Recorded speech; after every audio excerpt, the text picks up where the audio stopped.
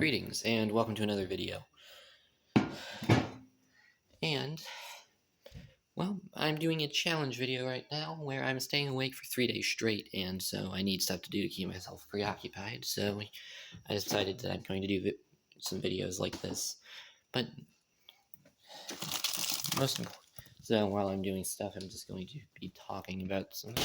But I wanted to bring this up because it's an interesting subject.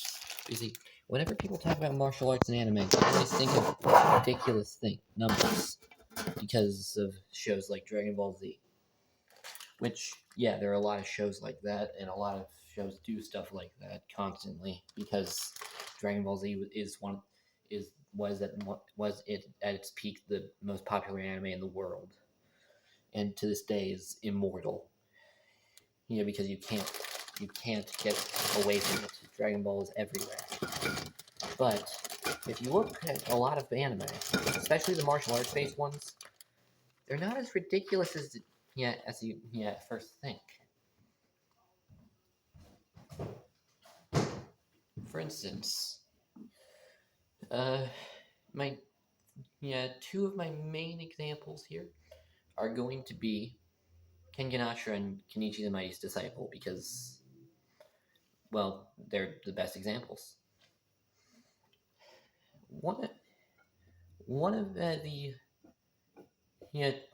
Now, in the Kenichi and Kengan Ashura, there are two characters who are well known for their punching speed. One of them is. The other is just fast. But in Kenichi, there's Miyu, who's a martial arts prodigy, basically, who's been training her whole life. Had Ryo's in pocket. And in one second, she managed to do 6 punches, but she did so fast it looked like Kenichi was only able to see 3. And yes, that is very much impressive. Faster than I can punch. At the moment, I think I can only do about 4 or 5 punches a second. And that's at my absolute fastest. But it's not all. But in Kengan Ashura, there's a guy known as the Thai God of War, who's considered the best boxer in history, in his world, that can manage 13 jabs in 1 second. And that is very impressive. Easily would put him amongst the fastest boxers, except if we look at boxers in general, he's not all that fast compared to, say, Muhammad Ali, the guy often considered the greatest boxer ever, who at one point in his career managed 11 punches in 2 seconds. Admittedly, he's slower, but not by much. And then, if you compare him, if we're not just looking at boxers and just martial arts in general, Bruce Lee had an astounding 25 punches a second. So, I think that's a little bit faster. Almost twice as fast, actually. And it's almost 5 times as fast as Miyu's 6. So, at least in Kenichi and Kengan, speed isn't that ridiculous. But how about we take a look at some other ones? For instance, Baki. In Netflix's Baki series, not Baki the Grappler, we see Goki Shibukawa. Managing to restrain Oliva with nothing more than a basic finger lock. And of course, he has Aiki, meaning he can redirect his strength back at Oliva, meaning really there's no way Oliva could beat him. Even Jack Hanma had a bit of trouble against him.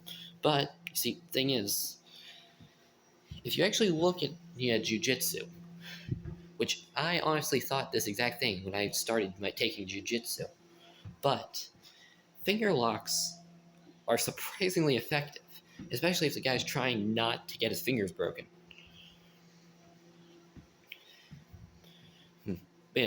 Using basic two-way action, you can do similar things to that.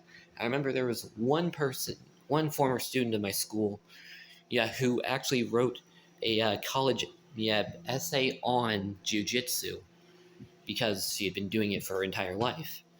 And she demonstrated it by putting a football player in a finger lock.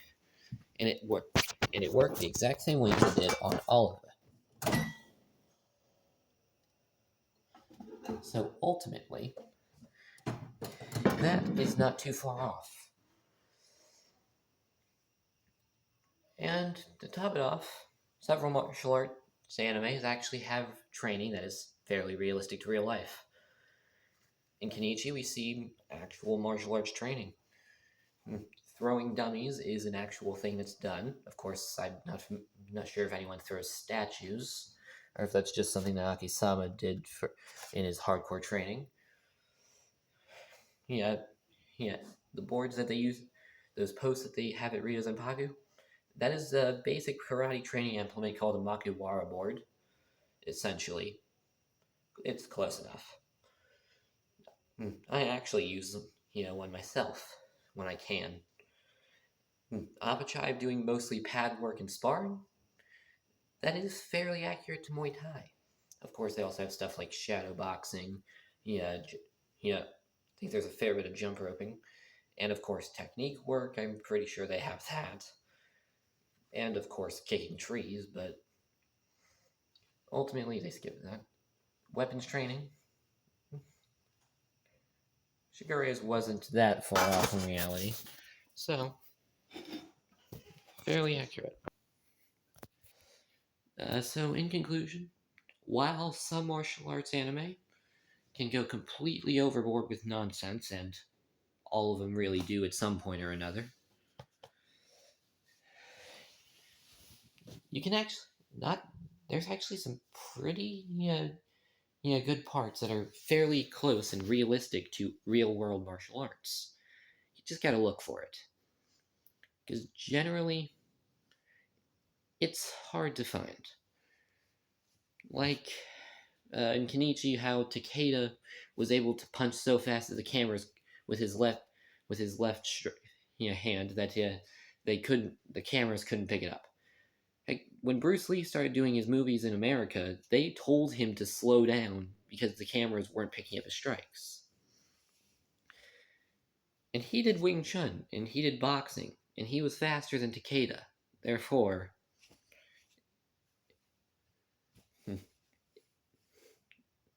ultimately, I have nothing to close this on. It was kind of just an unplanned rant. But thank you all very much for watching. This is Random Man signing off.